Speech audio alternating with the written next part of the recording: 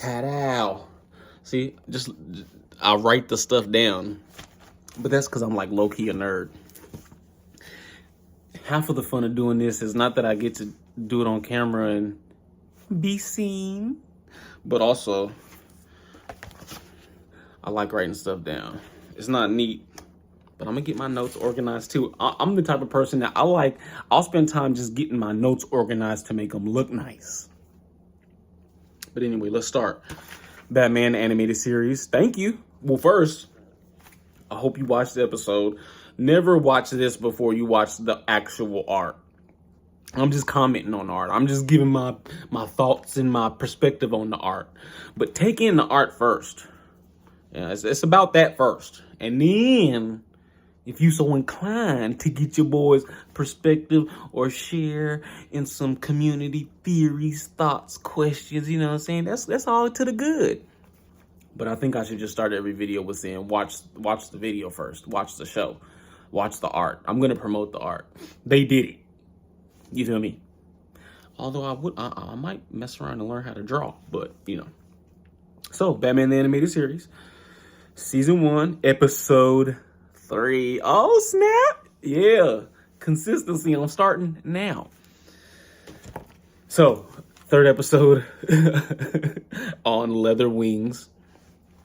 And so, I'm getting a bit of, I'm starting to get a little structure going. So here's some characters that are throughout the episode. You have Batman, Commissioner Gordon. You have Detective Bullock. You have Mayor Hill. You have Alfred Pennyworth. You have Harvey Dent. You have Dr. March. You have Kurt Langstrom and his wife, Francine Langstrom. And Dr. March is Francine Langstrom's father. And then you have a female lab technician. Oh, I think they might have credited her because she said something. Because I'm thinking there was also a security guard. And then there's also a male lab technician. But let's get to it. So those are the characters. I don't know why I closed my book. I'm doing it like y'all did the presentations when you was in grade school.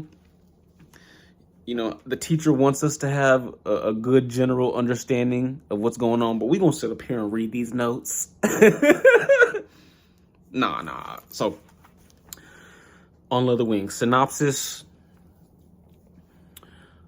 Episode starts. You at this place called Phoenix Pharmaceuticals. It's nighttime. It's always nighttime in Batman the Animated Series.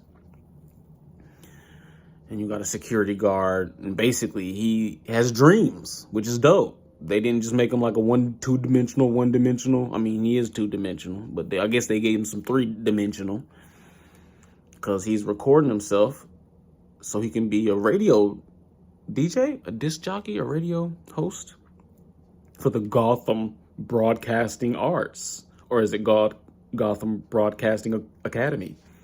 One of those he's practicing. A big man bat comes in,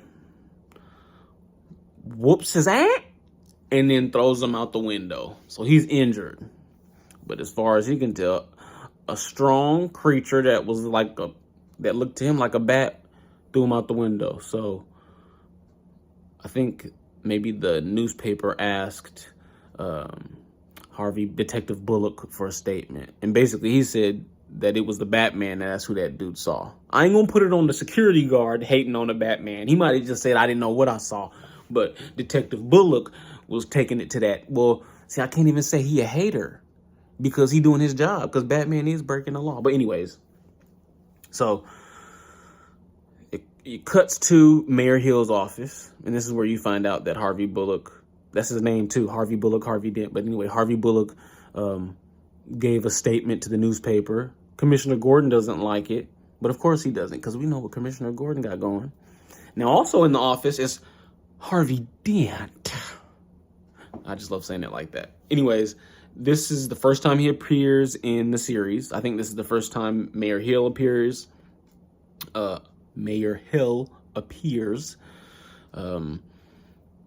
Harvey Dent appears, even though it is for this brief moment in the office, in Mayor Hill's office. I think I was trying to speak of some like other firsts. Alfred appears. No, he appeared in the last one. He appeared. My bad. He already appeared. But anyways, the mayor in that meeting agrees to give Detective Bullock his own task force, strike force team, to go get Batman. Task force team to go apprehend the vigilante against Gordon's wishes, but the mayor's the mayor. And so one of the things that I have here written in my notes, I'm getting better. I didn't even look down at the notes, you feel me? But while I'm going through the synopsis at the same time, we'll flirt with this structure. Batman kind of causes a rift between Detective Bullock and Commissioner Gordon. And this is like the third episode in the season. But of course, they both have their perspectives on how they view what Batman's doing. And because they don't work with Batman, Gordon does, but Gordon trusts Batman. Batman trusts Gordon. It's not the same with Harvey Bullock, and I can totally understand why. He's a cop that might be seen as like a Dirty Harry, right? But he's known, they say in the episode, he's known for getting results. So you can't really hate on him. He's doing his job, and he's trying to make it happen. So they leave the office, and basically Harvey Dent was there basically to say, you lock them up, I'll make sure they stay in jail. I'll make sure I'll do my lawyer thing. And so Batman goes to investigate the Phoenix Pharmaceuticals. And in his investigation, there was a couple that saw him, because I'm sure they're allowing them to still work there, but then of course they have the little scene blocked off. And so there's a couple that sees Batman coming up, and so they call, we got to call the police. Now, you know what? Let me get through the synopsis because I want to get to some interesting, juicy parts. But then that happens, right? So Harvey Bullock, or Detective Bullock, gets his strike force team, and it reminds me of Batman Year One. This is like Batman, the animated series version of the Year One, when the whole strike force SWAT team or whatever tries to take Batman out in the abandoned building. So this is like BTAS's version of it. And it's pretty dope. It's in the Phoenix Pharmaceuticals. Detective Bullock sends all his men in there and basically says, I want results. I don't care what you do. So Batman's in there dodging, and, he's using smoke gas pellets. Key, so his pellets don't go off and they don't need combustion to happen. They just kind of knock out a section of guards. Another section of guards start shooting, and they follow him. And, Batman's like traversing through the elevator shaft and stuff. And basically they get to a point to where he has like one of the SWAT dudes, he has him in a room, but it has a whole bunch of chemicals, flammable chemicals. But then the SWAT team doesn't notice. The leader doesn't, so he throws in a smoke bomb that I guess has to combust to work. Sets off the whole room because it has flammable gas and other chemicals. It's pharmaceuticals lab, you feel me? So Batman has to jump out with that one SWAT member to save him. Explodes the whole pharmaceutical building. So it gets that parallel mirroring of that abandoned building that gets blown up in Batman Year One by Brandon. But this time it's Detective Bullock, Again, I can't hate, though. I can't hate because he's doing it by the book, low-key. And I just told you in a couple other videos, I am the Dolores Umbridge. I will have order, so. But anyways, the next part to that, so Batman gets away. And basically Gordon's like, so just to let you know, you were trying to get Batman here. There was another laboratory that got robbed. And that's what this Man-Bat's doing. This Man-Bat is traveling to different pharmaceutical companies and robbing them for their chemicals. You're not sure why. But anyways, so then, next happens Bruce. He finds that in his trying to figure out what happened at Phoenix, he finds some evidence. And so he takes it to the zoo because they're specialists in bats. That's where they work. I forgot there's like a name for him they say in the episode. It's hard to pronounce. But this is where Kurt Langstrom, his wife, Also, them both Dr. Langstroms. Her name is Dr. Francine Langstrom. Dr. Francine's pops, Dr. March, like I mentioned. So those three work in work in the laboratory in the zoo. I forgot I had introduced all the character names, so I'm over here trying to, but you paying attention. I got you looking out. So he goes in there trying to get some evidence. They tell him they'll figure it out, basically. And then Dr. March calls him and basically tells him this is what it was, but he lies to Bruce Wayne, obviously not knowing Bruce is Batman. So Batman's like, oh, he lied? Alfred, did he just lie? Alfred, he lied. No, I'm gonna go figure out why. So he goes to travel. He goes to the zoo, back to the lab at the zoo, and he finds some interesting things there. He's starting to piece stuff together because he finds Kurt Langstrom, the Man-Bat, his like serum or whatever he's taking. So Kurt comes in, busts him, and he's like, yeah, Batman. He's talking to him, and then he transforms into the Man-Bat, tries to fight him. Dr. Francine walks in. I don't think she realizes that's Kurt, but she says his name because I'm thinking she's like, I know he's in the room somewhere. Maybe she was interesting. Maybe she already knew. Ooh, maybe she already knew. So she had some knowledge of it. Oh my gosh, that's interesting. We'll get to that when we finish this long synopsis.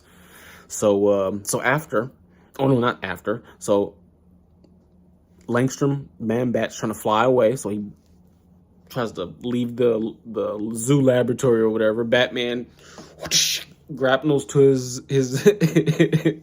leg, and Man-Bat's throwing them all around the city, flying them everywhere through construction, buildings that are half made, and Batman's using his work, and eventually Batman is like on top of him, like and covers him and covers his visibility, and he ends up going headfirst into a parking garage to like some concrete side, knocks out. Batman takes Man-Bat to the Bat Cave and heals him, basically.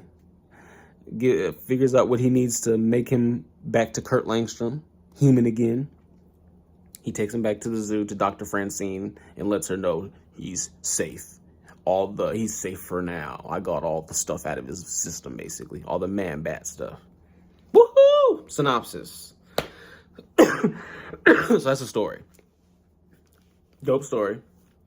A lot of firsts in the story. And I'm sure this is like what they call a seminal point in the series, because they do things one time in this episode that I don't think they do again. All right, so now I can go to my notes. So it's a good start out. So I'll start out by saying we'll go with the things that happened probably one time in this episode and probably didn't happen again in the entire series from my recollection. We gonna find out though. One, the sickest Batmobile burnout.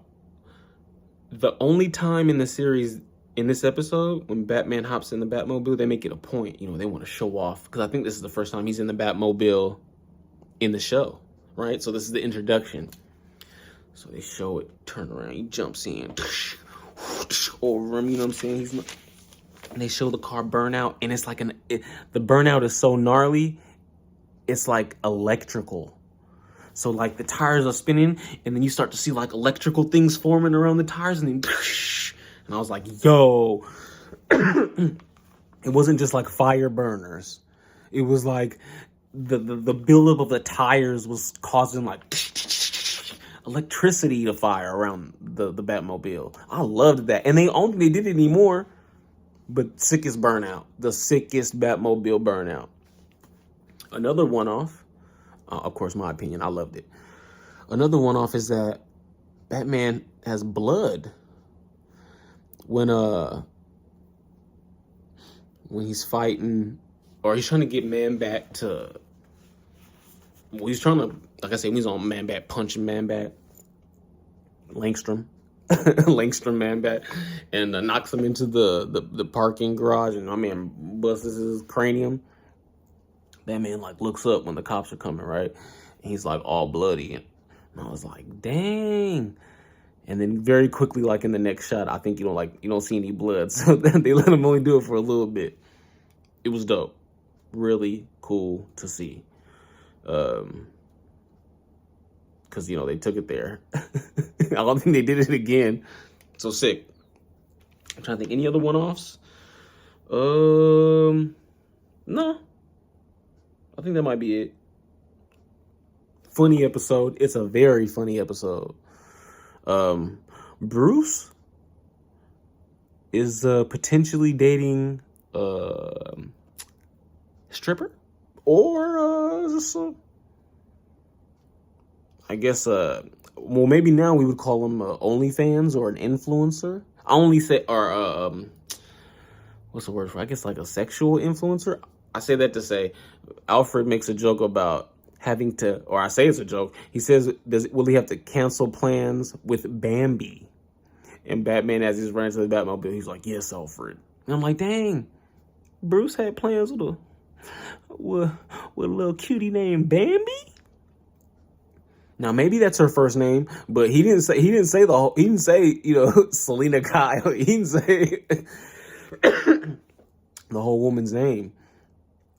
Just said Bambi. Don't even sound like her first name. It sounded like a freak name. So I just thought that was hilarious. Alfred making, hey, Bruce Leggett, freaky jokes. But hey, he's a playboy.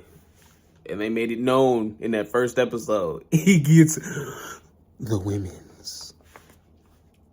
What else? Yeah, they make a lot of dope, great jokes. Like I said, it was hilarious. So I mentioned how those two scientists happened to be outside Phoenix Pharmaceuticals when Batman was coming to investigate the night after Man-Bat broke in? Well, I have a theory, because those two, so there was a man and a woman, lab technicians, and they were coming outside to make out. And that's why they saw Batman coming back to Phoenix Pharmaceuticals to investigate the investigation, to do his own investigation on the crime scene. Now, my theory is that they're both cheating on their partners. Now, they both could be single, because, I get it, they're scientists, they're focused on their craft, and they could be in the midst of a nice, sweet love story where they both were loners, and they found each other. But I'm thinking, you're making out at work, and you went outside to do it. There's a lot of eyes, since there was a crime that just happened, that was committed. There's a lot of eyes. They even had the police security guarding the crime scene. And I'm also thinking there's cameras in there already. So to have to go out to make out, I'm thinking you looking for you trying to keep stuff on the low. Okay? And if you can't make out at the crib, all right, maybe they're just so in love and they're essentially husband and wife, and they're actually, what you making out at the job for? Go home. It's nighttime. There was just a crime committed in that laboratory or in that pharmaceutical building the night before. And both of y'all still told your spouses, I'm staying late. Because Batman only worked between the hours of 12 a.m. and 4 a.m. I learned that from Batman Year One.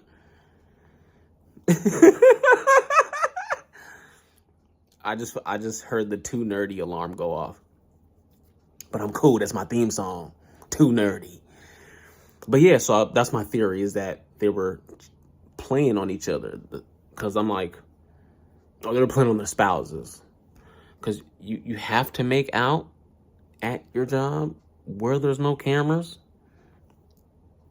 And had the nerve to call the police. Because she wasn't breaking the law. She was just cheating on her husband. And the man she was cheating with, he wasn't breaking the law. He was just cheating on his wife. Now, maybe they weren't. But interesting perspective. Interesting theory for me. Because I was like, interesting. So, there. That's that. I thought it was mad funny. The police woman who was on crime scene watch duty, or who's supposed to be protecting the crime scene or guarding it, before Batman knocked her out with some gas pellets, she's reading a book called P.S. Your Dog is Gone. And that don't sound like a funny book. I mean, actually, maybe that is a funny book. It sounds a little dark to me. Like, I'm reading the note, and I'm like, oh, son. P.S. Your dog is gone. What? What you mean? Like, what you mean my dog is gone? I guess it is funny. I don't know. I just thought that was an interesting title, man.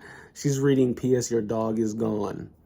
Oh, maybe that's like maybe she recently lost her pet, and so it's like a book to help you mourn and go through that loss. Maybe. I just thought, oh, maybe. P.S. Your dog is gone. Like, oh, that's a weird title for that. But again, something that caught my attention. Speaking of your dog is gone, when Bruce Wayne goes to the zoo to go to the lab, so he meet with the bat experts. Dr. March he's uptight, and he don't like that Bruce Wayne is there. He don't like that he doing a favor for Bruce Wayne. He even says as he's walking into the lab, well, you give a few million to us and what, you think you own the place? And Bruce Wayne's like, well, I'm just asking if you could just look at this little sample for me. He's like, all right, I got you. Anyways, he talks about, he's an advocate for bats, clearly. And he talks about how humans won't survive the next evolutionary cataclysm, I think. That's what he said. Or basically the apocalyptic cataclysm, maybe. He said, or catastrophic. Either one of the stuff that wipes out 99.9% of the population that's happened multiple times or something. That's what he's talking about. He's saying bats could survive that and humans won't. Which, then he proceeds to say that bats are survivors. They're not pets. Now, the reason I had the P.S. Your dog is gone relation to it is because he said bats are survivors. They're not pets. And I watched the Cosmos thing with Neil deGrasse Tyson talking, and he explained how basically a species or wolves ended up becoming domesticated through us, became dogs, and that's one way that they survived. So I just thought that was interesting that he said they're pets, not survivors, or the survivors, not pets. And quite literally, that's dogs. They're survivors because they were pets. So it was cool. But he was like, he's clearly not an advocate of all animals. Or that's not the truth, just because he doesn't know that. Maybe he doesn't like that we've domesticated dogs. There's definitely some breeds out there where you're like, why you do them like that? They can barely breathe, and especially, people don't always take care of them. Dang, he might have a point. I'm tripping. All right. Hey, in the moment, Dr. March, hey, he's a doctor. I'm not. He has his PhD. I got my master's. I gotta step down. You feel me? So sorry, Dr. March. But then, so I have to just realize that right now. He actually has a point. But then also there's the other point on the other side too. I thought it was an interesting statement that is actually true. You can survive through being a pet. And then what's the other thing? He talks about how bats will make it through the next apocalyptic cataclysm. I know I'm not saying that right, but I think that's what I mean. And that I think what Kurt Langstrom's working on, right? The whole reason he is the man bat is because they're working on creating a new species, and I think this species was supposed to give humans a greater chance of making it through the next cataclysmic or the apocalyptic cataclysm. Because he mentions how humans don't have that. Like, we will be gone. But then this serum is supposed to make us not a bat, but not human. And since bats have that ability, as Dr. March puts it, to make it through to the next phase, even past everything that wipes everything out. He's like, no, the thing in them that makes them survivors, maybe theoretically, maybe we can put that into humans and have humans survive. And then that's where you get Miss Dr. Kurt Langstrom, man bat. Now, that's not what they say in the episode, but I was bringing it all together. Like, I think that if I have to guess, I would think that's why they were even working on the serum to begin with. And like Cursive, we just gonna connect that because that serum, the bee serum, bat serum, he transforms in front of Batman in the laboratories, or in the labs, in the zoo labs, Gotham City Zoo. But the actual zoo, not like the hood zoo. I think he transformed on command. Throughout the episode, and the reason I mentioned B serum, because it makes me think of the G serum, Goblin serum. It makes me think of the stuff that Harry Osborn takes to become the Green Goblin. I only say that because it's definitely a psychological component in the man-bat creature taking over him in his persona. He mentions about it, like making him, you can't refuse it. He has to do it. Saying the creature knows what chemicals it needs to come about. So it's almost like he's a puppet to this control, which is interesting because there's some very good parallels with Man-Bat and Harry Osborn. Yeah, Marvel DC, but that's an interesting way to make Dr. Kurt Langstrom even more interesting. His love for science and his want to help humans make it through the next apocalyptic cataclysm. And maybe it's a sign this Batman is trying to bring justice, change for the better through the bat. And they love bats. Interesting. That's another parallel between them, right? I mean, wanting the best through the bat. Batman using the fear that comes with a dark creature of the night that can see and is a predator, while Dr. Kurt Langstrom trying to use it to help to help humanity make it. If we don't make it off this planet to some other planets, interstellar wise, before we get dinosaured. You feel me? So yeah. Yeah. Like I said, I love it. Dope parallels between those two. Anything else about the serum? The psychological hold? Which I think at the end of the episode, even though Batman says he's healed his body, I think his mind, his mind is stuck, is there. It's been ripped in that direction. But then also, I'm not exactly sure what the creature's purpose was. Wanted to be more around, I'm guessing, more often. But it didn't suck anybody's blood. The security guard that got hurt, it threw him out the window. Probably didn't know there was like a water thing right next to the pharmaceutical company. But I mean, the bat didn't really hurt anybody else, so it's interesting. Not really a villain, a victim, I guess. Oh, but here's another point, though. Phoenix Pharmaceuticals is right by some type of water runway. Like, I don't know if it's like Gotham City River or if it's a reservoir that just happens to go by, but I'm like, or maybe that's where pharmaceutical buildings need to be built. But I just think about Batman Begins. It's a movie, and I'm sure there's real life examples. You know what I mean? I'm sure there's definitely real life examples, especially with Flint not having clean water. But I'm like, is that not like a violation to have a pharmaceutical company next to, just next to water? Like that? Like, they're definitely dumping any runoff of whatever they're creating in the river. You know what I'm saying? Or in the water. Like, no, we're going to put it in these tanks and pay this exorbitant amount of money to have it disposed the correct way. And it's Gotham City, so it's very easy to say that they're doing shady stuff. But that's something that caught my attention. I was just like, the wild water next to this drug company. All right. Okay. Phoenix. Yeah. All right, let's see what else. Let's see what else. We talked about that.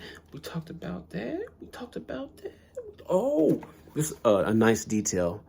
Just because I know the animators killed it in general in this entire show. But also, there's a part where, like I said, Man-Bat is trying to escape the labs at the Gotham City Zoo.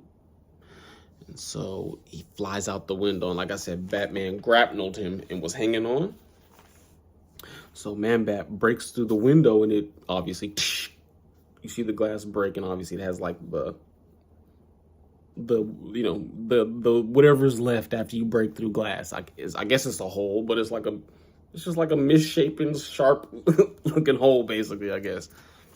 But then Batman's hanging on, and as Batman's hanging on, he goes through, and of course, he's not coming through the same way the Bat is, and so he's gonna knock over a little bit of glass, and they have the detail of him coming through the window, and he knocks over a little bit of glass off the top of his cowl and with his feet. So the glass is like a little bit broken at the top and the bottom. I mean, you'll notice it if you watch the episode, which you should, because it's dope as heck. I'm not doing it justice. I promise. But it's a dope, it was a dope detail for sure. Yeah, you can tell they were like, oh, yeah. Because, I mean, we could just make Batman fly through that hole, too, like animation always does. But no, like, we'll have him not fly through perfectly through the hole, and he'll kind of break a little bit more glass out of the window pane. So that's like, oh, dope. I like that. I mean, that's like care. You know what I mean? Because wasn't nobody gonna write in like, when Batman broke through the glass, it didn't look. It's like, no, this is supposed to be a kid show on WB around the same time that Looney Tunes is playing. I mean, you literally had people just, what was it? What's this? It's not a Hamlet. It's a mallet. Just mallets. Hamlet. Just mallets appearing behind people's back and stuff. Whole thing of cakes. And meanwhile, they're putting in the details of Batman's breaking through the glass, you know. These kids won't notice this. The parents probably don't even care. But we care. I love it, man. I say that all the time. Thank you. How about that? How about I say thank you to those that created it? You continue to make sure I can watch it. Okay, so there's like a sequence where Batman, again, he's grappled to Man-Bat, Dr. Langstrom, and Dr. Langstrom's flying through the construction. I mentioned that, through the construction. It's like a whole bunch of iron rods or whatever. And Batman's hanging on, but he's managing not to hit all these iron rods that the Man-Bat's like maneuvering around through. And I think one of the ways he's able to do that I was thinking about, because why not? that I see the use of it, like the very effective use of it in the Arkham games. But that's Batman's cape. I think Batman's cape allows him to, when he's hanging on to Man-Bat, I think he can maneuver himself enough to where he's not simply just being ricocheted into whatever Man-Bat's trying to throw him into, you know? Because usually when you're hanging on to somebody, you're at their mercy, and they can fling you, throw you into a wall or a car, or, I mean, if you're flying into a building. But his cape was kind of giving him some type of control to where he was, you know, doing his thing. Now was he doing that in the episode? I don't know. But that's what I'm thinking. I'm trying to fill in that little gap. I'm like, how was Man-Bat not just smacking him just by flinging him? But it's like, okay, Batman ready for this. He been, you know what I'm saying, using his cape to, you know, we saw in the Batman when he using his squirrel suit. He doing his thing. And I did talk about Man-Bat hitting his head and the serum affecting him psychologically. So, yes, Batman healed his body at the end of the episode, but his mind is still affected. His mind is still affected. What else? Yeah, I wrote down, and I think I said it before, does he control his transformation? I mean, I think he does. He seems to have looked at Batman like, right before he does it, like, I'm about to show you what this is really about, since it looked like you done found out, that I'm him. I'm the dude. Because Batman went to the zoo lab, and Dr. Langstrom, I guess, had just walked out, and Batman kind of, he broke in. He broke in. When he came in, he saw, I said, Phoenix Pharmaceuticals. That's the medicine my man was taking. That's when Kurt Langstrom, he sees Batman as a threat, and then that's when my man starts to transform, and yeah, very Universal Hollywood-ish of them. Dope. I know Man-Bat. So, hold on, let me not. I was about to go off on a whole tangent real quick. Well, I guess I'll go off on a quick one. If they ever, I get that you have the Universal monsters, right? You got, Frankenstein's monster, the Mummy, and Dracula. So DC's seems to be, now Boris Karloff is the actor that was famous for being like a monster, I think, right? He played Frankenstein. I don't know. I'm embarrassing myself. He played one of the three major OG villains. You feel me? So I think Boris Karloff, I forgot his name in DC, but he's the second Clayface. He's either the first or the second Clayface, but he's the actor. So that would be, one of DC's Universal monster themed Man-Bat, which I think is great now, especially since I was getting Universal Wolfman vibes when he was transforming in the episode. And that's funny. It's like, who else? Because Man-Bat, I'll think on that. But I think those are two. We need one more to just round off the villains. Monster. Oh, Solomon Grundy. It might be the three. Clayface, Man-Bat, and Solomon Grundy might be DC's Universal OG villains. All right, sorry. No. That was it. I did have a theory about, I guess a theory, I'm sure it has it somewhere in one of the comics. I wonder how Man-Bat becomes Kurt Langstrom again. Because clearly the purpose of Man-Bat is to be Man-Bat more. And so I'm like, does Man-Bat use up so much, does that form for Kurt Langstrom use up so much energy that once it's zapped, he can do nothing but go back to his human form? Maybe it has something to do with the sun in daylight, but Man-Bat doesn't drink blood in the episode. And to be fair, he doesn't even really show, well, I guess that's what the pharmaceuticals is the hunger, I guess, he needs. But it's really to bring the Man-Bat around. Oh, well, I guess that would make sense. The thing that brings the Man-Bat around also keeps it around. So maybe that's why. All right. So some life lessons. I guess I'll just go off top. Life lessons in this episode. Well, it's a thing, it's an interesting, weird point, but going out and doing stuff in life is not without some type of sacrifice. So I say that to say, just because you're trying to do your best to do good doesn't mean all of a sudden you're invulnerable to bad, right? A lot of people with great intentions find themselves, unbeknownst to themselves, not even realizing it, they didn't turn to 180 because they were just so laser focused and wrapped up in their goal that they miss the bigger picture. It's like, well, what are we giving up? Or what does that mean? I think that means going out and living life. It's like yin and yang. There's a balance. And I take from that, no matter my intentions, be humble enough to know that when they maybe don't go as I intend, that I'm willing to change, rearrange, was it, I don't think this is a word,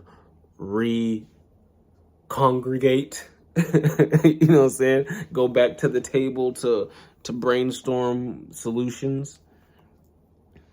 But that I shouldn't feel like woe is me if something bad happens to me and I'm only doing good things. Bad stuff is gonna happen. It's not about me trying to avoid bad stuff. It's about my reaction to it, how I respond. And I guess this episode's a reminder that you can't dodge it. I mean, these people are scientists dedicating their lives and to help mankind survive an apocalyptic cataclysm. That sounds noble to me. I'm with that. Thank you. Yes. Please help me survive when a big old meteor comes down or asteroid, whatever, takes out the Earth and almost all the living species are gone. I would like, well, that's the joke of life. I don't know if I'd like to be alive then. That's pretty dim. But in terms of just my survival DNA makeup, wanting to stay alive, yeah. I'm happy you working on that. But not at the expense of, I guess that's the hard part about science, huh? Because I might say not at the expense of a life. But then I guess that means that's not going to get done. Whereas somebody else says, no, we getting it done. I don't care if I got to sacrifice a life. Maybe they save millions, but I say all that to say, like I said, you can't avoid bad. It's the yin yang of life. There's going to be a balance. So I need to be at peace with being present, addressing whatever obstacle may come my way, and to understand that I'm fortunate enough to have met this obstacle because it's going to help me become stronger. And this is me talking to me. This is how I'm using it. You don't have to buy it or you don't have to do it, but that's what I think about when I think about, I guess, this episode, you know? Because I'm like, it's tough. There's no real villains. Everybody's just trying to do what they think is right. Kurt Langstrom's he's definitely, like I said, his mind is gone a little Ari with the serum. But yeah, any other life?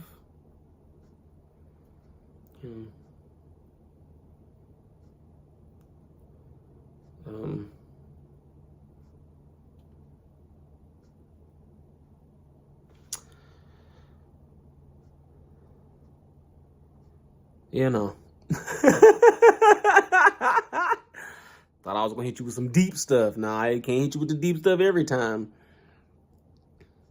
Or at least I can't. I'm not smart enough to. But yeah, that's I guess that's what I take from it. And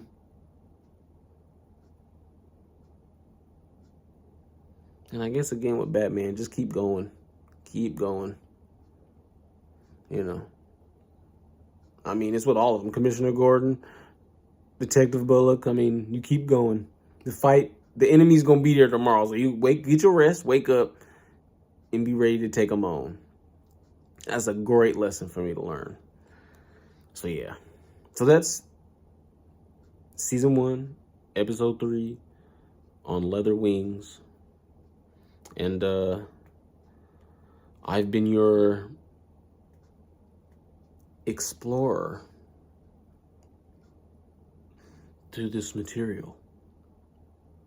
Explorer through this art. I'm like Miss Frizzle on the Magic School Bus. I'm Mr. Frizzle. You know what I'm saying? I got the real Frizzle. You for shizzle?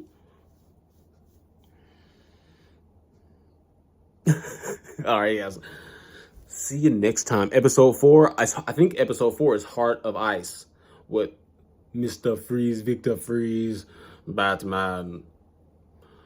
You are a cold mother, but not as cold as me. I don't know. He's actually one of the few villains that when he makes puns, to me, and they're just dope. They some cold puns.